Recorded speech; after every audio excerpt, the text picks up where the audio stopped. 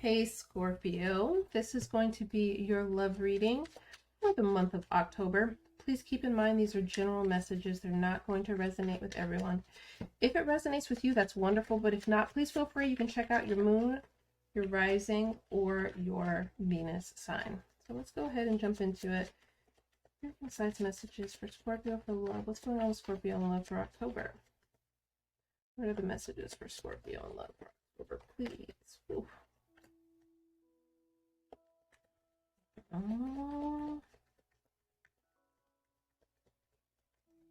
What are the messages here?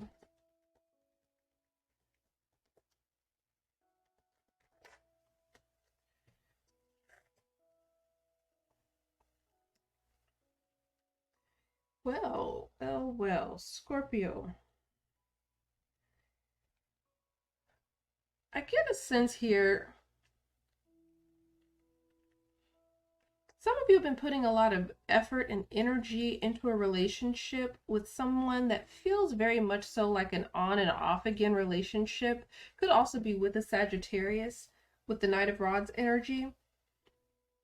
And it's almost as if the energy that you've been putting into a relationship it feels like it's going to pay off this month with the Ten of Cups energy.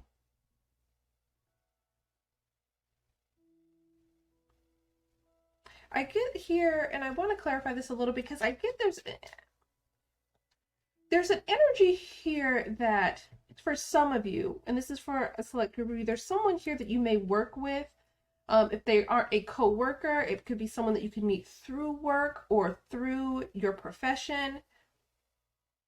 That relationship moves, you meet them and it moves very quickly with the Knight of Rods energy. And ultimately, it's like it ends up being a great connection that you forge with this person. What's going on with the Eight of Pentacles? Nine of Swords in the reverse.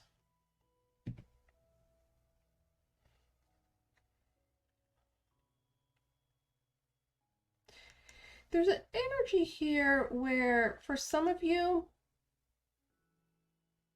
you're just focusing on the work. And by focusing on work, it's starting to relieve a little bit of your stress and anxiety when it comes to love.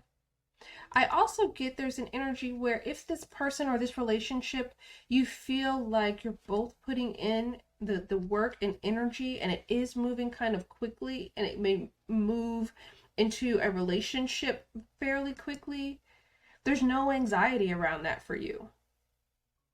The movement feels absolutely normal. With the Nine of Swords in the reverse, it's telling me like the pace that would sometimes make you a little bit anxious about this connection is not. It's the Knight of Rods.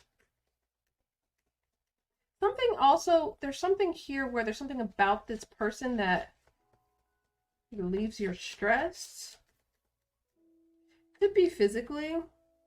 With the Knight of Rods energy, this could just be a very, very strong physical connection that you're really, really happy with.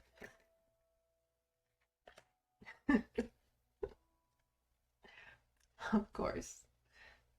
With the King of the Wand, King of Wands here. Very strong fire sign energy, so it could be a Leo, Sagittarius, or an Aries. There's strong attraction here, whomever this is, and it's very much so a mutual attraction. You two are extremely sexually, physically compatible. Very much so. And I feel like if you're in a relationship or a relationship where the physical connection is super, super strong, and you're kind of wondering whether it will lead to something more, some of you, you're not even concerned with that. Like whatever's going on right now that's working for you with the Eight of Pentacles, if it becomes something more great, if it doesn't, you're not stressed, you're not bothered with the Nine of Swords showing up in the reverse. You're content with the way things are. But with this Two of Wands energy, it's telling me there's the potential for this to move into something more lasting for those of you who want it.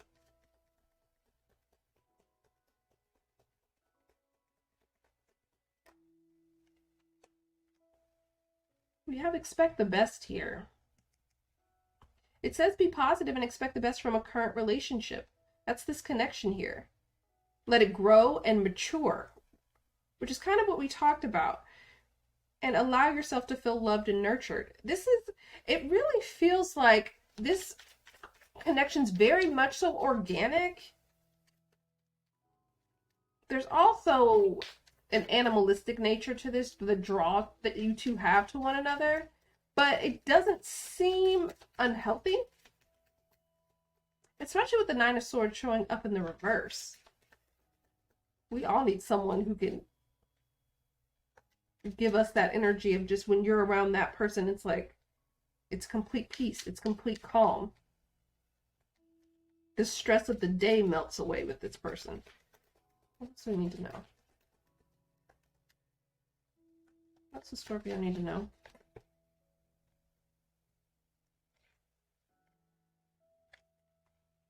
Stuck card. Some of you here, I get this energy, and this isn't for all of you, but some of you are stuck on whether this is going to move into a stable relationship or a connection. For those of you who are not, you're just kind of going with the flow. I think this applies a little bit less to you, but there are some of you here that definitely want this person to graduate from a Knight energy, more immature energy, to this King of Wands, very mature energy. And you want them to make the decision to kind of make this official with the Ten of Cups energy. I can see it definitely moving in that direction. There's something here about, with this expect the best card, about not overcomplicating things in this connection, because it's telling me here it's going good. There's an energy where, sure, there may be some aspects of the relationship that you want to improve, but overall this feels like it's going well. What else do they need to know here?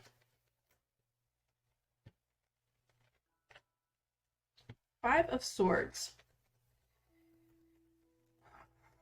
Here we go. Scorpio, if this is you, this may not be that. It may not be you. But the Five of Swords talks about mental conflict, right? But what it also talks about, there's a deviousness to this card. There's a manipulation aspect to this card. For those of you, and I get this mostly for the people who are in the energy, they want this to move into something that it can clearly move into, from what I'm seeing. If you try to manipulate this situation to move this person faster than they would like to move, or if you begin to play mind games with them with the Five of Swords energy, it doesn't feel like that is your best course of action, because it feels like the path that you're on leads to the most success and happiness in this connection. I get there's an energy where you may fall into wanting to try to test this person with the Five of Swords energy, especially with the Five of Swords and the Page of Pentacles, because this talks about a gift. It talks about things that you give someone, and it also talks about messages. I get here that there's some type of potential mind game. Now, again, this may not be you. This could be the other person. They may be in this energy where they may be wanting to test you, sending you messages, giving you things, asking for things, sometimes with the Page of Pentacles energy, to see how willing you are. And I get there's this energy where if that's the course of action that either you decide to take, where you're trying to test this person, to test their loyalty, to test their commitment, to test their interest, I get that could backfire. So please just keep that in mind. I get there's an energy here with the Two of Pentacles that while they weren't juggling you before, it's almost as if once they feel this energy, and this could be you, once you feel this energy as well, it's almost as if it infantilizes them, right? With this Page of Pentacles energy, they're reduced back to the lowest possible offer of stability with the Page of Pentacles energy. And even if they are considering it, they go back and forth about wanting it. And it's because of any type of manipulation or mind game that gets introduced here. Please be very, very careful of that. What do they need to know?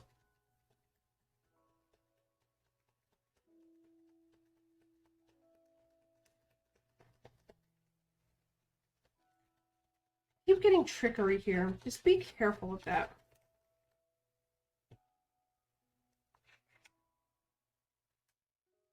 Yeah, I get an energy like this is going, if this is the course of action that you take, it's going to set you back to square one. With this ready to try again card, right? It says here you reconnect with the lover or amends are made after a quarrel, right?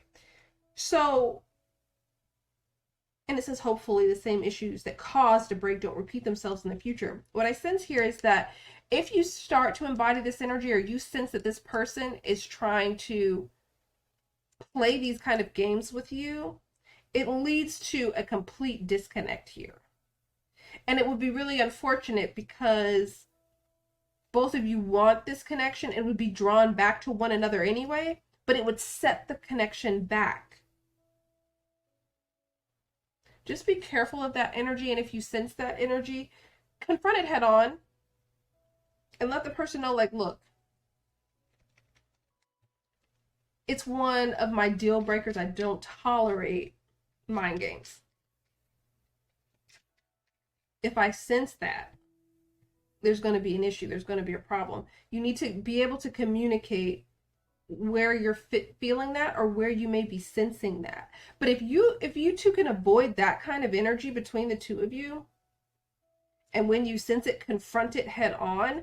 I sense here that this relationship could definitely move from something that's so passionate into something that could be a very loving relationship where the two of you could potentially be very, very much so committed. It's like the behavior of you or this person is going to dictate where this relationship goes and how far it can go, if that makes sense. So I hope that this was helpful, provided a little bit of clarity for you. Thank you so much for watching, and I will talk to you soon.